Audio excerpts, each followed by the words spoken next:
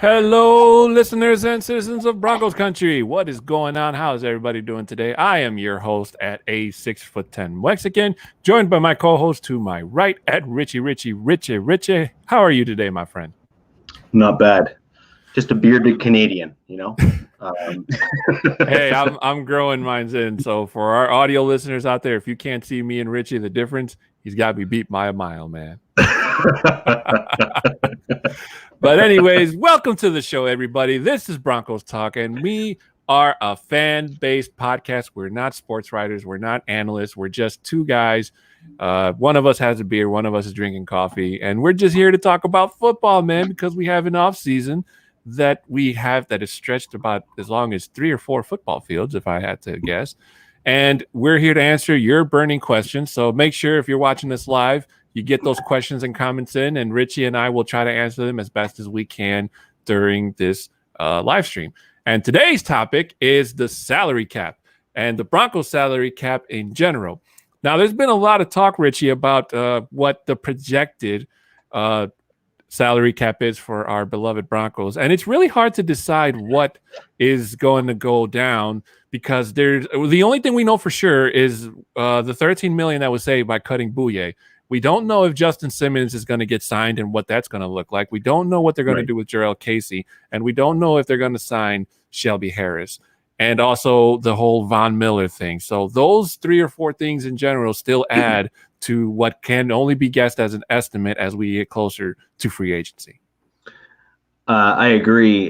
Just before we get going, just wanted to give a quick shout out for a group of guys here that have joined in.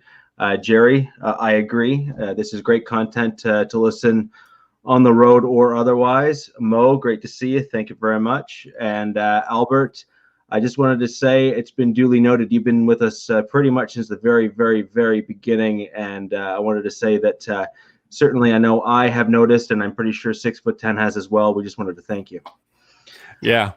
Richie is totally right. Oh, didn't mean to cut you off, Richie. Let me just say I second everything that he said. Thank you guys for being, whether you're the first ones in or the last ones out, because sometimes we do get comments after the live stream. So Just know that we don't, unfortunately, we can't answer those comments, but we do appreciate every single view, every single question. All you guys are awesome.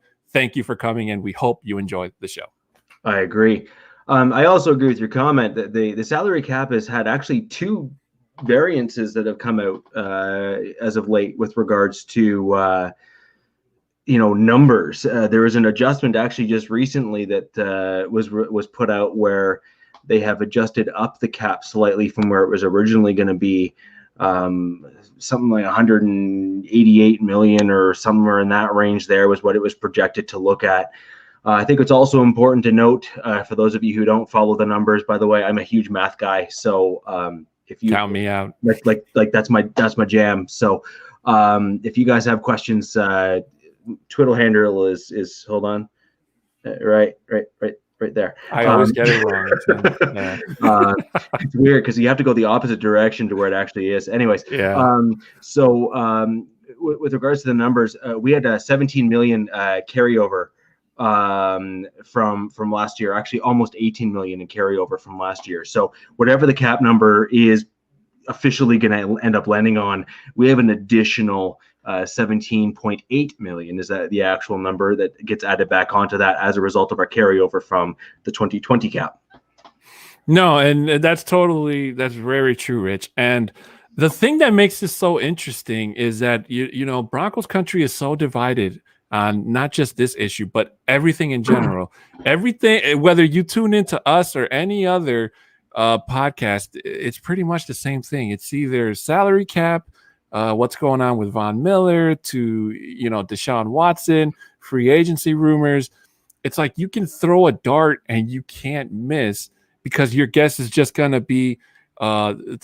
Before I continue my thought, Chris Hernandez, thank you so much for being a fan of the show. We're going to miss you, but as always, you can catch the show after the fact as well as our audio listeners do.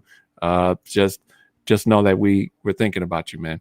But anyway, it just goes to show you that when the Broncos have, they don't have, I don't know if you can call it experience, but I hope that what they can do is they can do what Kansas City did last year with $157 left, and they were able to sign, Mahomes and Kelsey and whoever it was. And I get it. They're going to be in cap space hell pretty soon, if not sooner than later. And that's understandably so. But they did that because, they got a great offense over there. Their defense, I've always said that their defense was not as great as their record stated.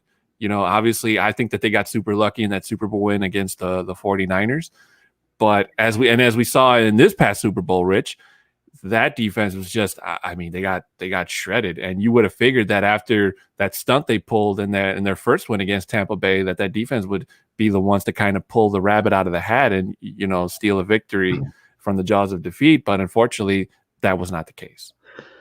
Well, what we finally saw against KC, which, my smile has only started to just kind of come down now, is KC's finally got called for their holding that they've been doing literally all season. It was getting silly, really.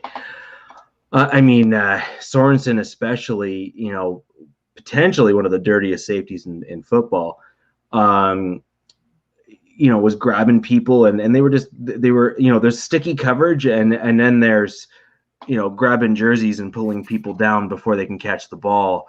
And so it was about time that they started getting called, and really KC fans were just upset the fact that, the refs started calling them in the Super Bowl, in the biggest game and arguably the most important game of the season for them. But, the way to fix that is play football. Mm-hmm. Holding is not part of football. Holding is a penalty. There's a reason why it's discouraged as a result of getting a penalty, right? Like, just call a duck. Exactly. Jerry Holland says that KC defense was sticking to Bills like glue, and I know damn good and well they had to be home, so I don't know how they even got through that game. Now, a very good point that I've made at the beginning of last season, Rich, and I said this about the Tennessee Titans, was I was not in agreement that they let go of Jarrell Casey, and they invested all their money into Derrick Henry and Ryan Tannehill in their offense. And it kind of seems like they tried to kind of do what Kansas City did, where they invested all their, they put all their ducks in the offense and they kind of ignored the defense. And unfortunately for the Titans, as we saw last year, their defense was horrendous. They had no pass rush. They tried to use bandage pass rushes and Jadeveon Clowney and Vic Beasley, but that unfortunately didn't work out. And when the Titans offense needed that, when King Henry wasn't working, when Ryan Tannehill was not throwing, and the Titans needed their defense to give them the ball or come back, it just, when they needed to happen and not just like against a really crappy team, it just didn't happen. It didn't come to fruition. And I'm pretty sure that blame is going to be laid, if it hasn't already, at the feet of the head coach. Well, that all depends. So are you going to approach it fairly, or are you going to approach it as the way most fans do? So most fans immediately default to the head coach and say that was all on you. Well, the head coach wasn't one that made the player personnel decisions. So now if we're going to flip that back around to the Broncos, I think it's a fair comment to make as well that the Broncos as a defense as well is aging substantively. And what our GM did in Elway was he then, rather than balancing out our draft and looking at things as a larger holistic picture and that sort of thing, he literally drafted, like, I think I did the math on it. It was like 60% offense. Right. Okay. Yeah. Just let that simmer and sink through. 60% offense. If you're not going to go out and target appropriate positions to further bolster your team, I'm sorry, like, what do you expect? You're totally right, Rich. And in that case, I kind of felt like it was both the head coach and the GM's problem in Tennessee. Like, I get it. You pay a guy like Derrick Henry because Derrick Henry is a monster. He's a beast. That part I get. I totally understand that contract. But Tannehill, I kind of feel like they overpaid for him. I kind of feel like he should have been offered not like a cheap deal or whatever, but he should have been able to restructure a more team-friendly deal where it didn't break the bank, where the Titans all their money wasn't tied up into their offense. And in Denver's case, I'm kind of hoping that they don't go in the opposite of direction of that, in where they try to recreate what we had in 2015. I can't recall what the salary cap was in 2015, but what I'm trying to say is I hope that all our cap space isn't wasted on just solely one side and the other side is neglected.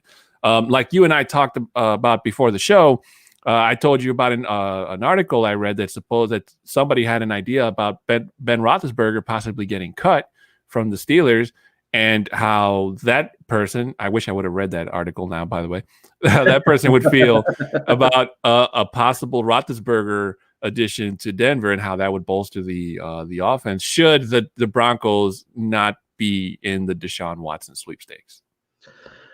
I think that we're going to be in the Deshaun Watson sweepstakes. I think that's a given. I mean, George Payton has already, if he hasn't said so publicly, certainly through proxies, and given the fact that he hasn't come out and denied the proxies comments, I mean, I think it's pretty obvious that the answer to that is, you're darn straight I'm in the sweepstakes. Or win. I'm sorry, let me just say win the Deshaun Watson sweepstakes. Well, winning is a different story. Yeah. I mean, let's be real. If the Houston owner is he didn't make money and his dad didn't make money by being stupid. And so I think they're going to look at some of the offers that teams like Miami and the Jets can offer. Oddly enough, it's really hilarious because Miami can offer the Texans the same pick that the Texans traded to Miami. I mean, just do the math on that. So give it back. I mean, so I mean, that in and of itself just has to make you laugh, right? Oh man. But in all fairness, like let's look at what's available. It is very, very difficult for you to deny the fact that if you are trading away a quarterback and then in turn needing a quarterback, if you can immediately get yourself up to pick number 3 as a result of a Miami Dolphins trade, or if New York Jets at number 2 come and put something on the table for you. And then this is where it can get real interesting. If they throw Darnold into the trade from the Jets, as an example, as part of the trade for Deshaun Watson, now that really puts your team in an interesting position in terms of the Houston Texans, right? Because then you're getting a quarterback that you would probably at that point want to bank on starting for you. Plus, you're getting the number 2 pick, which would then allow you to then re-up and get your new starting left tackle in Penei Sewell, because he would be a reasonable, pick at number 2 even. Mm-hmm. I mean, a franchise left tackle is a franchise left tackle. And you're going to get another haul of, at minimum, the other first round pick from 2021, and if not also getting another first round pick probably in 2022. And so you can really start to restock that roster with that type of a draft haul for a guy like Deshaun Watson. And you're then well on your way to rebuilding that franchise and getting yourself out of the worldview of being a football dumpster fire. Yeah, I can see your point, and I totally agree with it. Now, the thing about it is that, and I really, I don't even know how to phrase this correctly. Broncos country is pretty much split. There are some people like myself that want to stick with Drew Lock because, well, at least in my case anyway, I feel like it's a king's ransom that the Broncos would have to pay for a guy like Deshaun Watson. I mean, we already seen what offers the Dolphins and the Panthers have put on the table, and I'm pretty sure the Panthers are probably the lead dogs in terms of, hey, if Deshaun Watson says yeah, then this is what you guys will get, including Christian McCaffrey, who would up that Texans running game so much.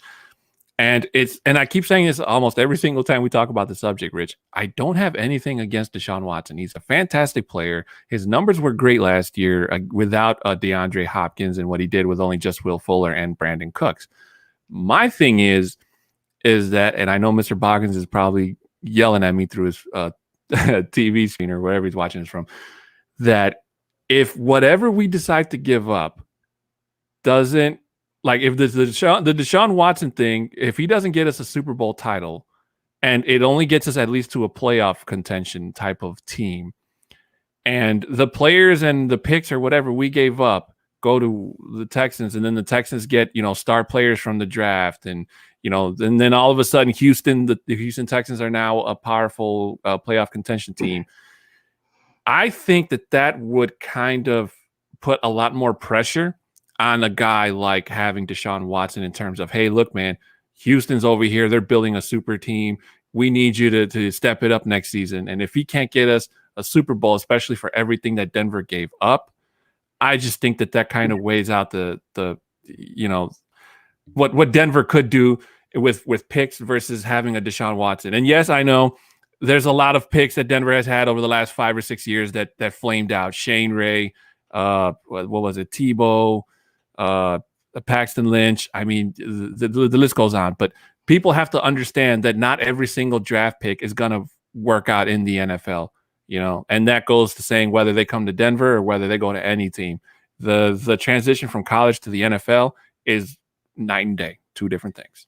Well, I think you need to be honest, though, and look at some of those drafts. And I mean, there are 3 or 4 drafts that have either no players still on our team or like 1 player still on our team. And if you're drafting that poorly, you're in trouble. And for those that want to say, oh, well, these recent drafts have been much better. Okay. Well, our record doesn't show it.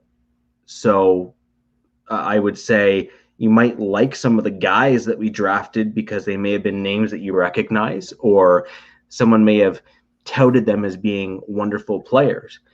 But at the end of the day, what it comes down to is, as a football team, as a complete football team, have we done well enough to win? And to put it bluntly, and as politely as I can, I do want to keep this as a family show, no, not even close. Now, I Mr. Boggins and I have gotten into it back and forth, and I've kind of gone a little bit back and forth on this, and I'm moving more towards the center on this, more so than where I was before, for one reason and one reason only. For those of you that follow me on Twitter, my Twitter handle's right there at the bottom of the screen there. My comments actually recently as today, actually, was I do agree with what some of the folks in Broncos country have said, including Mr. Boggins. And in my opinion, this is the only valid argument to respond back with. This particular year, this is the first time we have seen it in a very long time, if not ever in some cases, where we have had this much movement of quarterbacks who are actually reasonable quality, including talks of guys like Deshaun Watson coming up and saying, get me the heck out of here. You don't ever get a top 3 quarterback at age 25 that says, I want, come get me. That doesn't happen. It hasn't happened yet, right? So there's really no precedent for it. Mm-hmm. And also, when you look at this year's draft at quarterbacks, there's the top 2, which I would argue, I don't think they're home runs by any stretch, because I don't think anyone could be a home run. You just have to basically say they're more likely than not going to at least do pretty well. Once you get past those top 2, even number 3 and number 4 are halfway decent and certainly have potential, or at least boom and bust potential. And when you're looking at what's coming ahead in 2022, like not this coming draft, but the draft after, the quarterback position is extremely thin. Even free agency quarterbacks that are due to come up in 2022 is extremely thin. So you're going to be in a pretty tough spot, in my opinion, unless you get yourself a legit veteran backup, maybe a Ben Roethlisberger, like you were mentioning earlier. If we can maybe get him over a 2-year reasonably priced team-friendly deal as being kind of like a lock mentor plus starter, that would be something that would be of interest to me. And Alex Smith, maybe for something similar, where you're not quite sure how much longer they're going to want to play in the league or can play in the league, but at least can still do it fairly well right now. Guys like that can maybe bring up and elevate the play of Drew Lock, and then maybe not put the burden on his shoulders so that he can actually polish his game rather than being thrown into the fire. Because for those people that are all in on Drew Lock, really what it comes down to is he's not playing well enough to be a starter in the NFL. When you're ranked 33 out of 32, by the way, there's only 32 teams in the NFL, you're no longer a starting quarterback. I hate to say it, right? So I think he can. I think he has the tools at his disposal in order to be really, really good, and I think he can be really good. But as I think we said in the last pod and even the pod before that, I said he knew he was going to be the starting quarterback this past season, and that he did not come in and say, hey, I was throwing the ball to the wrong spot, I was throwing off my back foot, and I can't read defenses particularly well. He didn't even pick one of those three major things that was going on this past season in 19, not last year, but the year before. He didn't pick one of those three things and say, fixed. Right. With all the same problems. Trading Watson, Albert Knopper says, trading Watson doesn't solve our problems to get to the playoffs. We need more gaps to fill. Who says Watson isn't leaving after 1 year because he doesn't like it here? Now, that argument has been pretty much, I did read somebody else say something of that caliber, Albert, saying that, and basically you have to understand that every team has gaps to fill. Every single team. So, and it doesn't matter. It's kind of like, I forgot what that old saying was. It was some guy in front of a dam, and no matter how many times he plugged the holes with his fingers, there was always a new hole coming out. So, and what I mean by that, Albert, is just that, and that kind of ties back to what I'm saying. It puts a lot of pressure on Watson if he comes into Denver, and for the front office to say, okay, now you have to compete with Mahomes and Derek Carr, who looks like he's going to start for the Raiders again next season, and an up-and-coming Justin Herbert. Now, is Drew Lock the best answer against those three? At this moment in time, no. He has not played like it, and he knows that his feet are on the fire. And I'm pretty sure he's worried about even having a starting job next year. So I'm pretty sure he's biting his nails come free agency, trying to see what the Broncos are going to do. Now, with that said, it kind of to me, I just don't have any faith in Shermer. And I kind of feel that if Watson comes into Denver, and I know we're spending a lot more time on this than we probably should, but let me just say, if Watson comes into Denver and Shermer flames out, he's not going to have the luxury of what he did last season. It was like, oh, well, it didn't work out. So, give me another year and let's see how it works out. Because George Payton, as we've seen, he's not John Elway. He's going to ruffle some feathers. He's going to change things around. And if he sees that if Vic Fangio doesn't shape up, he's going to ship out, I should say.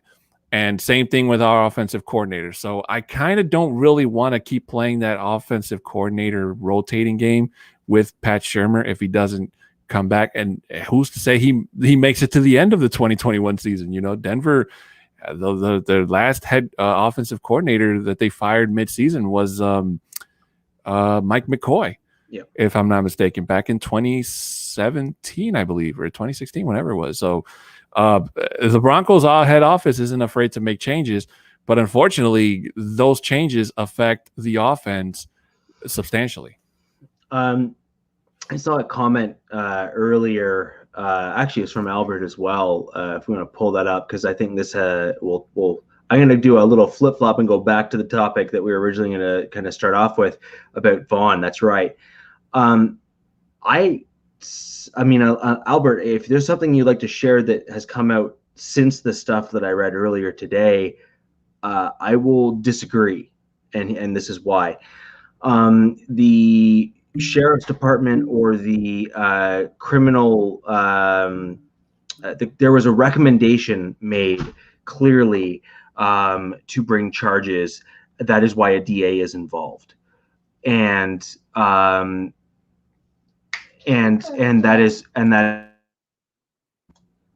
So I just disagree. You don't bring in a DA if there's no charges, and that to me is almost the exact opposite to what that comment was. It is, if there was no smoke, right, nothing there would not be a DA involvement. It would just simply be no charges. DA has decided to drop everything, blah, blah, blah. Instead, it was DA is going to make a decision. And that tells me that there's a recommendation of charges. The question is, what charges?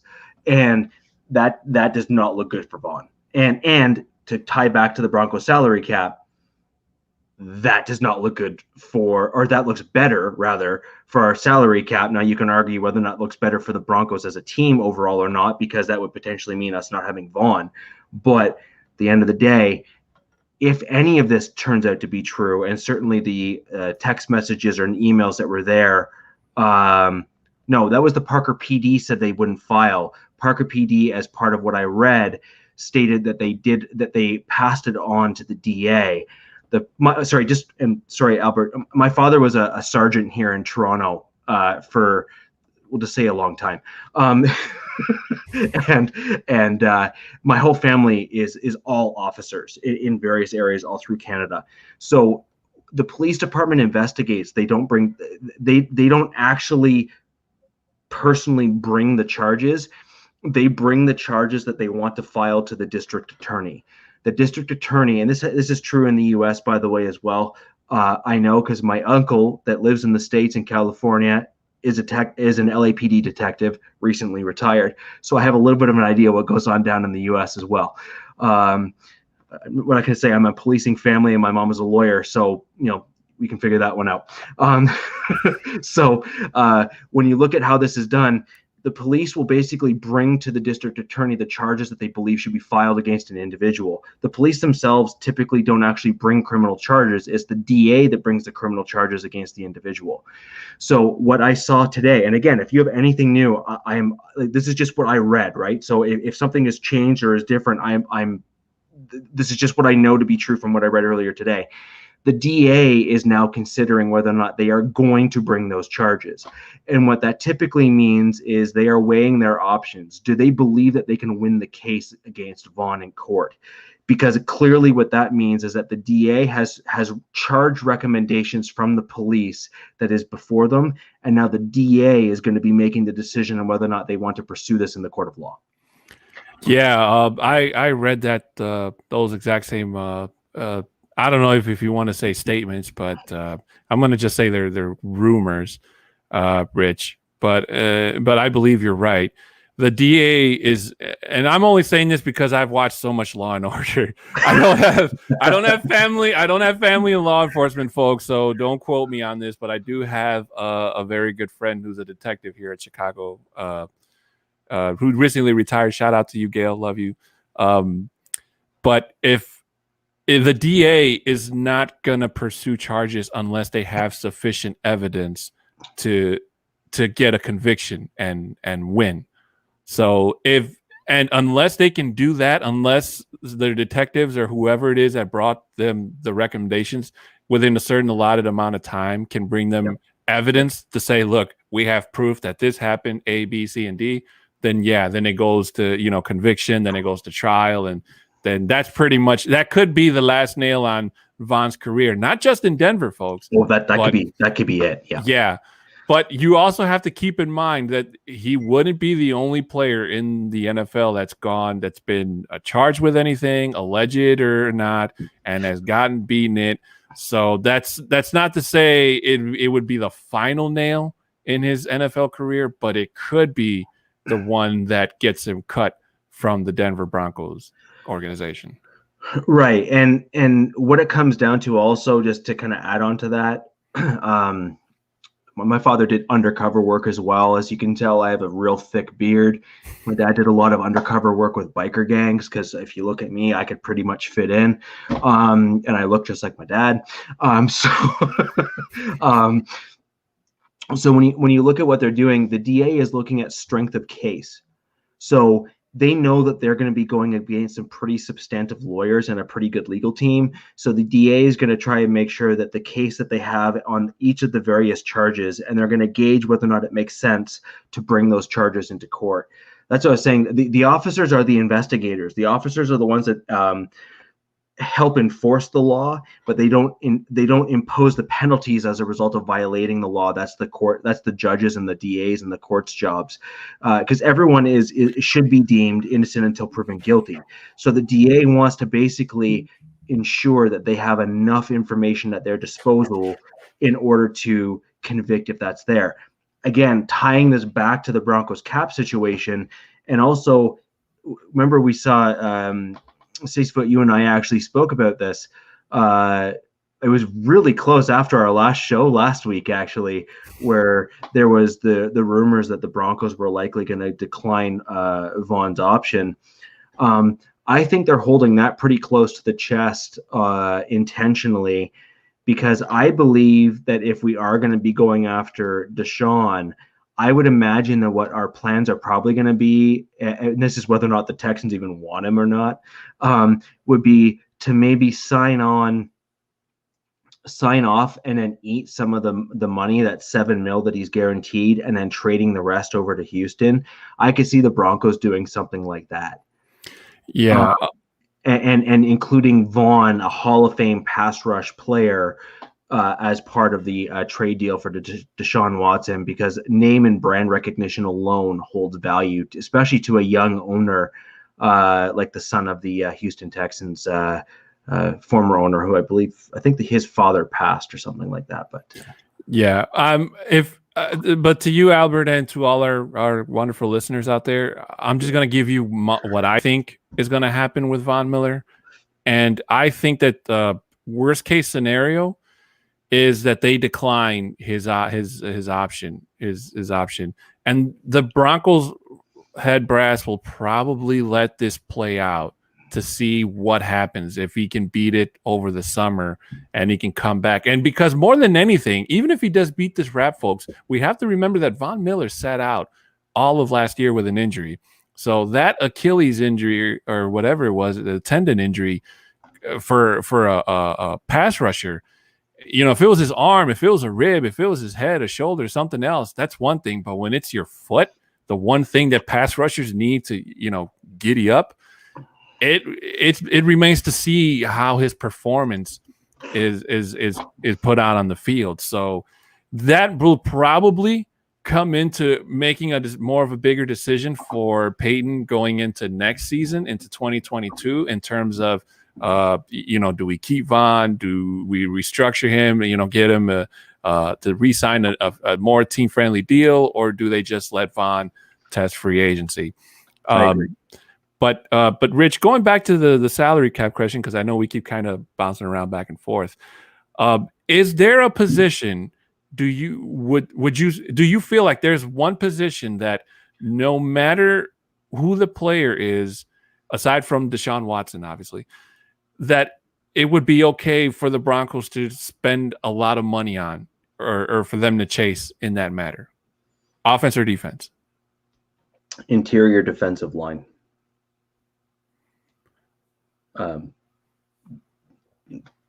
Period. So I'm going to go even further than that, actually. In my opinion, when you look at what happened in a reasonable number, actually, of some of the recent Super Bowls, look at what the Kansas City defense has on it. Who did they pay? Chris Jones. Where does he play? Interior defensive line. Why did they pay him that money? He gets sacks. And where does he get it from? The interior of the defensive line, which is the fastest route to get to the opposing quarterback.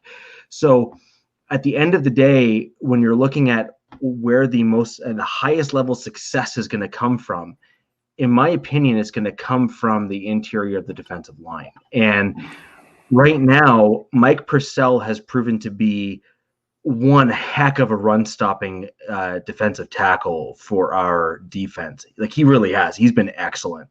Not to mention, he seems like an absolute just stellar person.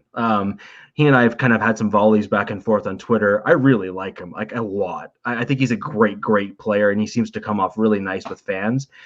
When I flip over, though, and I look at what our defense is missing, and also looking back, I don't want to replicate what we had in 2015, because I think that's just not right. Like, you can't just say, oh, we're going to redo this and then just expect it to happen. I think that's absolutely silly.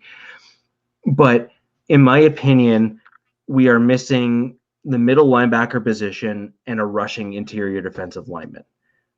So my first thing is I want to fix the front of the line before I then start taking a step back and working on the middle of the field. And in my opinion, the fastest way to disrupt an opposing quarterback is to come right at their face through the center and the offensive guard.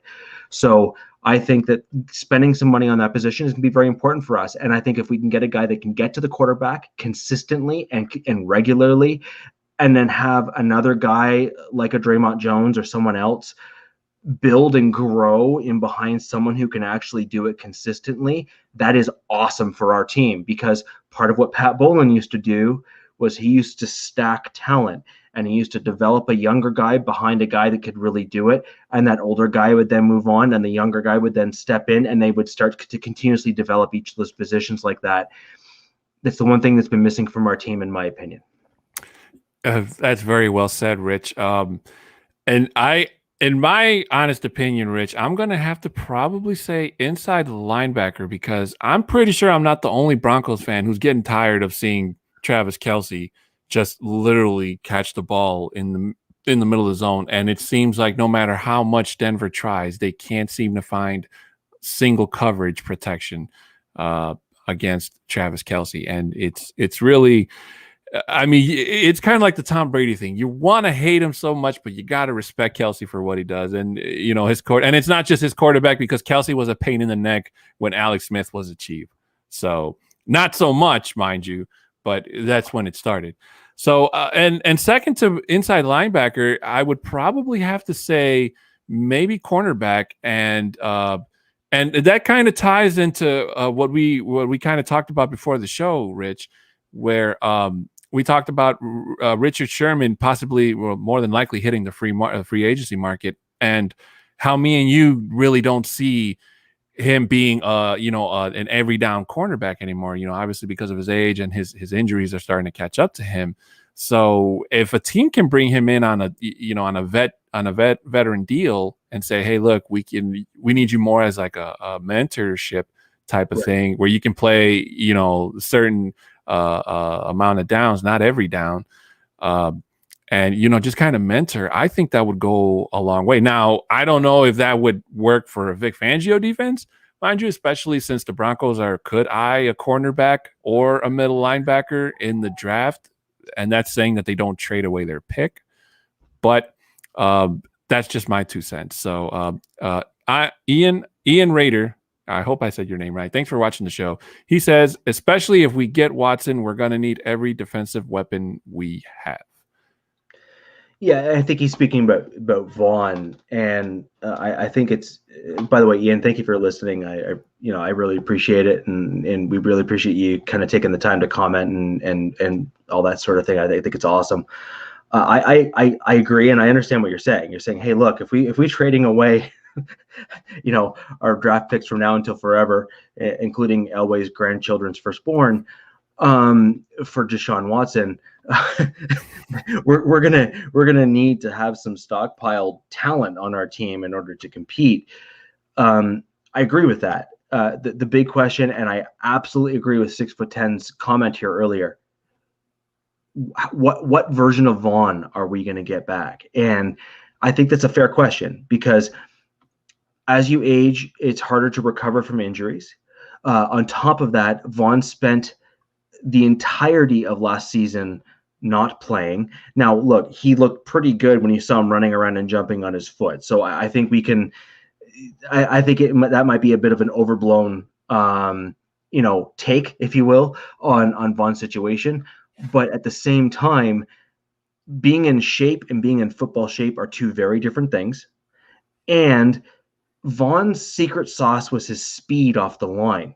We already saw him take a half step back in terms of overall stats. He did really well against the run, but he did not do as well rushing the passer the last several seasons, because he's not quite as quick as he once was.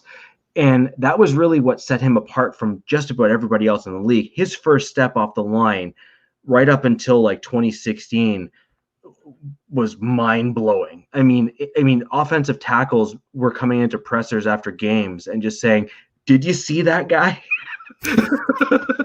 and they were right. I mean, Vaughn's first step was incredible. And that was what set him apart, and he's slowed down since then. So I just think we need to be very careful with the Vaughn take in terms of keeping him for the sake of his name, really what it comes down to, I think. Very well said, Mr. Rich.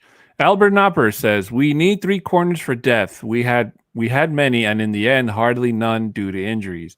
We need a linebacker like Van Der Esch and a right tackle with Juwan being flimsy. Now, Can I take this? Let me just say, we actually got lucky, ladies and gentlemen of Broncos country. If it was not for the parameters of the pandemic rules, just imagine we would have actually had to bring guys off the practice squad instead of, going out and being able to sign emergency players in terms of, what we did in San Francisco. And at least with those guys, you would have been able to put them in, maybe not within a week or so.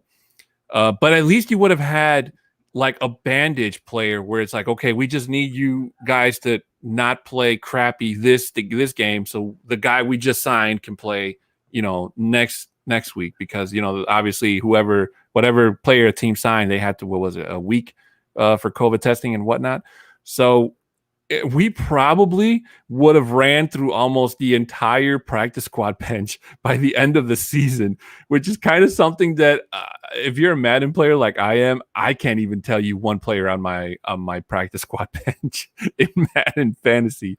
So I agree. I like Van Der Esch. I heard things that some people aren't high on him, but I totally agree with you on the 3 corners for depth. So if you're saying we need 3 corners for depth, and I need to go on to say complaining about injuries, we had 6 defensive backs on injured reserve by the end of the season. How many games has Leighton Van Der Esch played the last 2 seasons? I'll give you a hint. It's not many.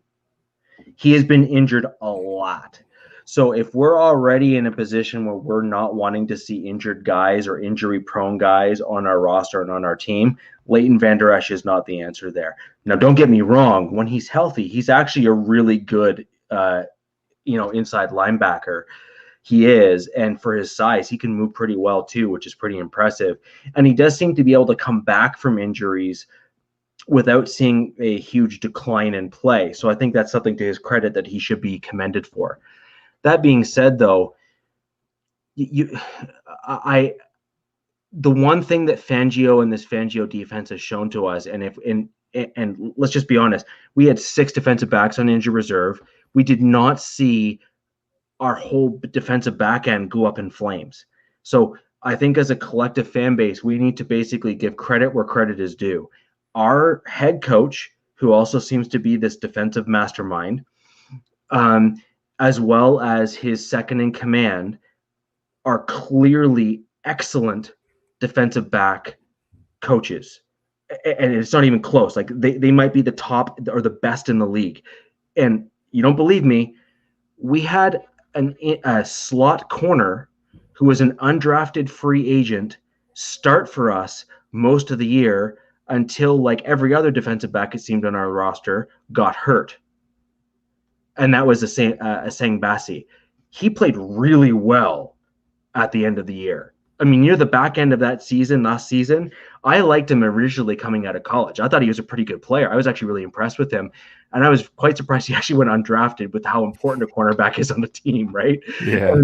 And he's a taller guy too, which is nice. So he can kind of go up and mix and match against some of those tight ends. So again, 6 foot, kind of what you were talking about with regards to our inside linebackers.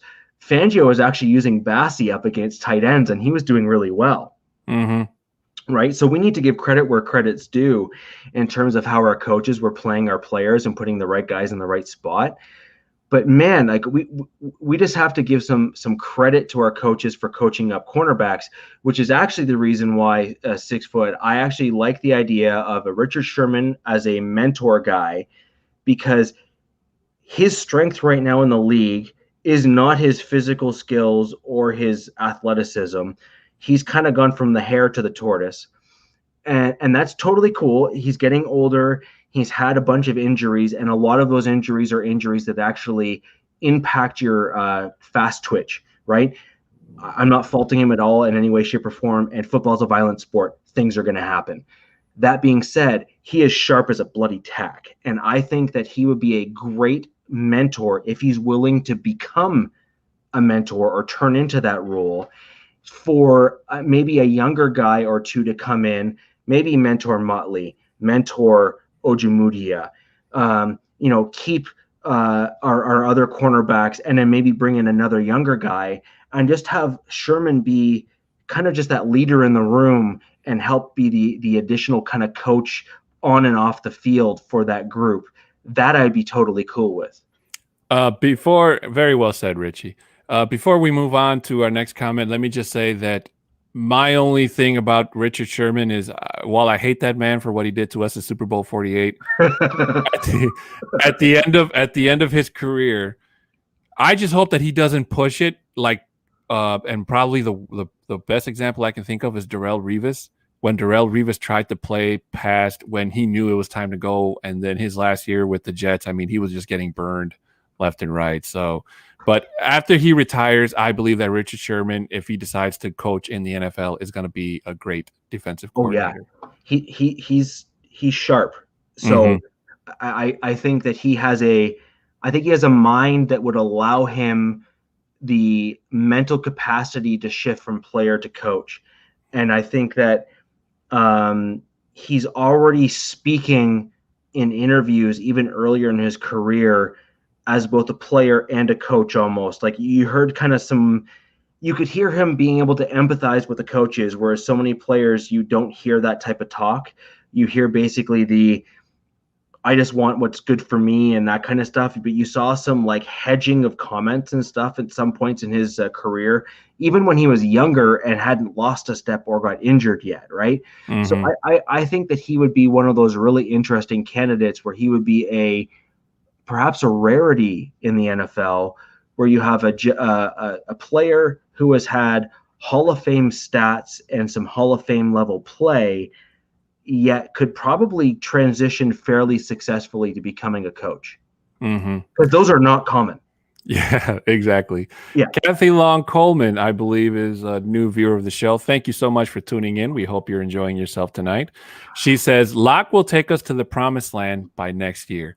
Kathy, I love you already. I think you're amazing. I totally agree with you in terms of wishing. Not that I'm 100% sure it's going to happen, but in terms of wishing. But Kathy, you and I have to make one thing clear.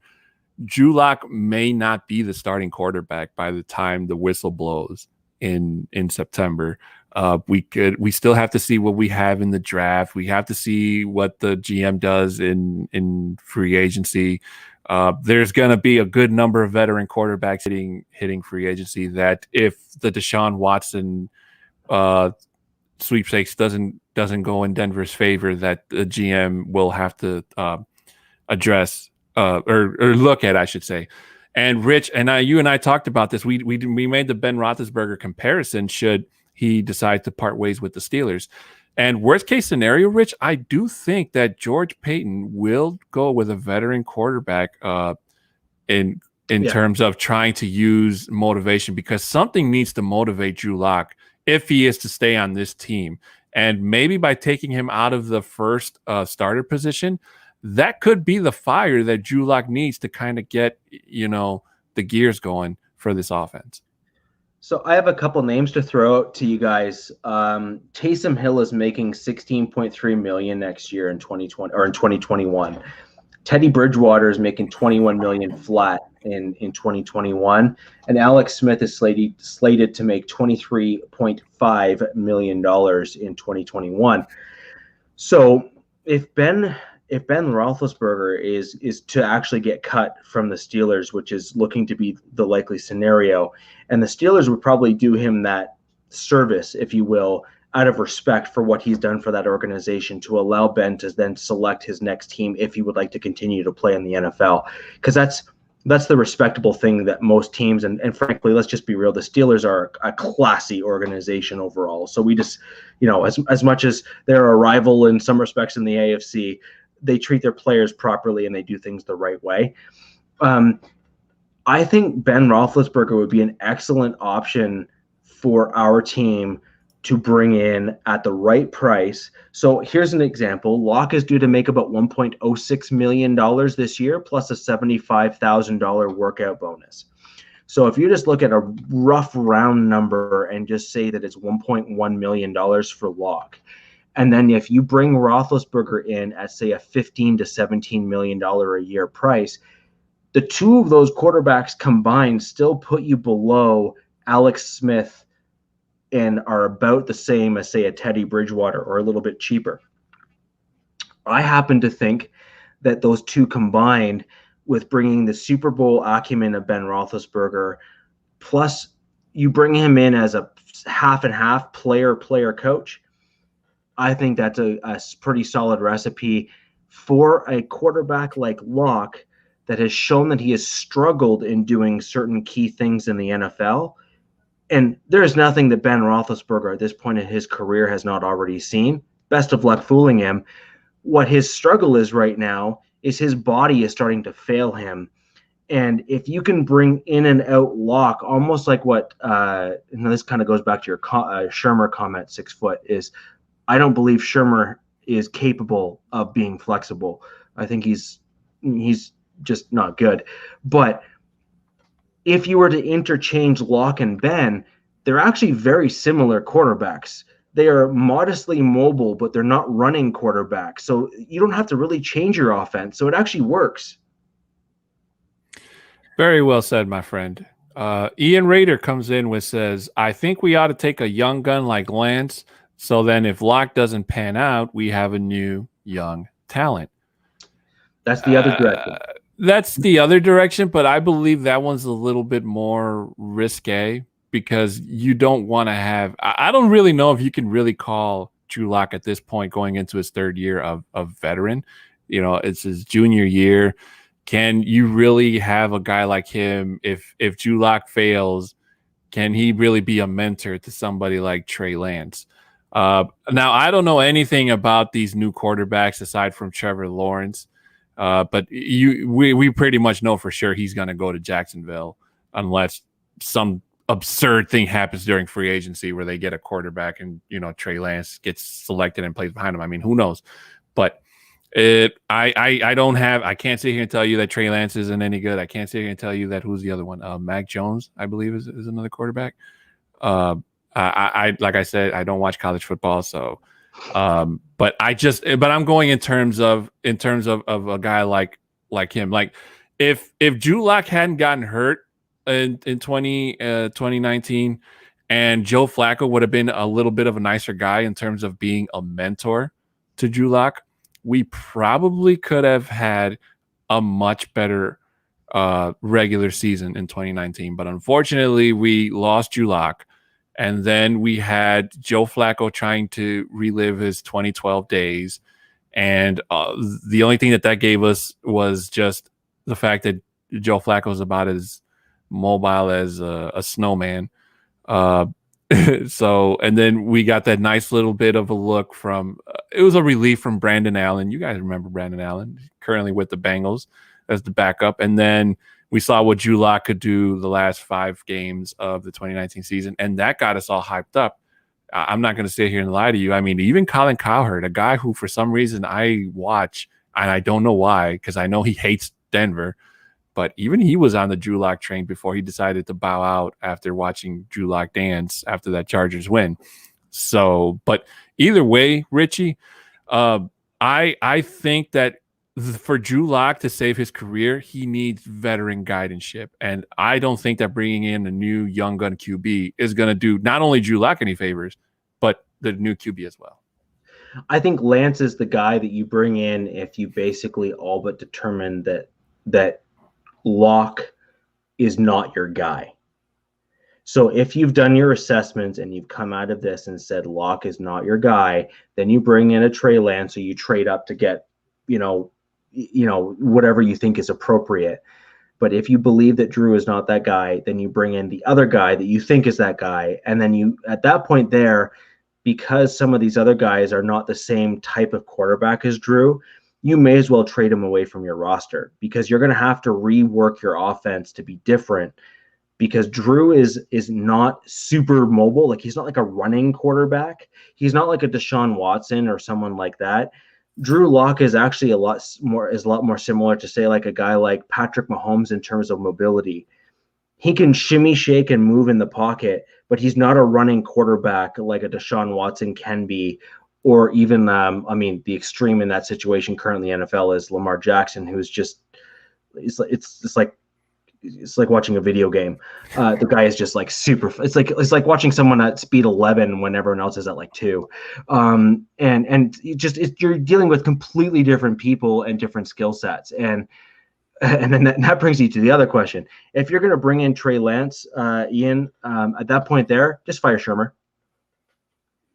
Show him the door, and you may as well let it hit him on the way out, because there's no way that Shermer is going to be able to adapt to a guy like Trey Lance. I mean, Shermer already showed you this year that despite seeing his starting quarterback struggle, he didn't change his playbook or his game until, like, what was it, like week 10-ish? Mm-hmm. And it was only then when we started to see the Mike Munchak run offense come into play, where you saw the pulling guards and the sealing of the edges. So, I mean, if you're going to bring in a Trey Lance, then Shermer's got to go. And at that point there, you need to bring in a more creative play caller into the mix, where a guy like Lance or some of these other guys would be able to do better. No, and I agree with you. If you bring in a new quarterback, you might as well just get a new offensive coordinator. Now, that remains to be seen, because Peyton is more than likely, maybe not during this offseason, but over time, he's going to reformat this team to his liking. So take a picture of everything that we have now, folks, because everything that we have now is because of Elway, or what Elway gave us over the last couple of years. So over time, that's all going to start to change or crumble. And heck, I even saw a Broncos fan give an ultimatum on one of the forums. I believe it was today or not, that basically said that they were not in agreement with the way the Broncos franchise were going. And if the Broncos, I forgot, if they went and did, I don't even remember what it was, that said person would stop being a Broncos fan. And to me, that's a little outrageous. Because let's get one thing clear, folks.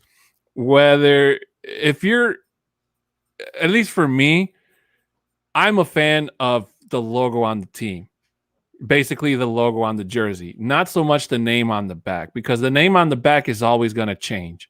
It's gonna come, it's gonna go. That always changes.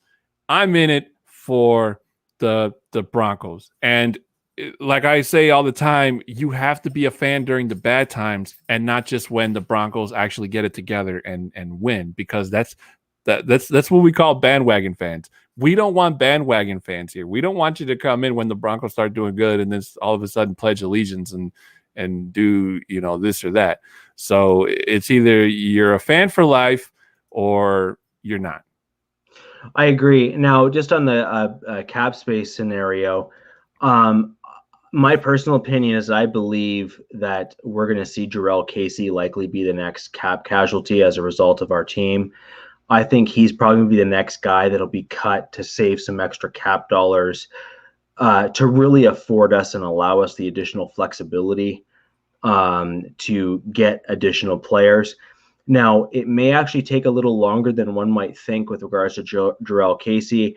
I have to look at the details of where his numbers sit. I suspect that they're going to probably cut him before, like, things like workout bonuses and other things are guaranteed on his contract, and I don't know where that stands. But I also think that if he doesn't have any of those things written into his contract, that might surprise a lot of us, that they're going to hold on to him until we have a replacement. So I think that they're going to probably retain him as long as they possibly can, just to say, if we need him, we need him. Like, we might need an interior defensive lineman, because that's actually the weakest part of this particular draft coming up in 2021 is interior defensive linemen. So if we don't get someone else to fill that particular spot, then we might just hold on to Casey just because we don't have anyone else to fill this spot unless George Payton actually goes out and acquires someone. Right. And well, guys, unfortunately, that's going to do it for tonight's show. we are out of time, but thank you so much for joining us. We do hope you enjoyed all of our great commentary that Richie and I have provided for you tonight. Shout out to everybody in the chat. You guys were awesome. To our audio listeners and listening to us after the fact, we do hope you're able to come and see us live sometime. Guys, follow us on Facebook, YouTube, and Twitter at MHRT Podcast in all three forms. If you want to individual follow us, my Twitter handle is at A6FT10 Mexican altogether. My co-host is at RICHIRICHEH altogether. Give us a single follow on Twitter. I live stream on Twitch, so follow me on Twitter so you can get whenever I come on live, and I play different kinds of games. So that's my personal little shout out. But anyways, to our audio listeners listening to us on Anchor, thank you guys so much for being loyal listeners. If you can support us monthly on there, and if I'm forgetting anybody, I do apologize. But that's going to do it for tonight's show, guys. Thank you so much for my please like, follow, and reshare. Yes, that too. Make sure you like, follow, and reshare. For my co-host, Richie Rich, I'm a 6'10" Mexican. Have a good night, everybody. We'll see you next week.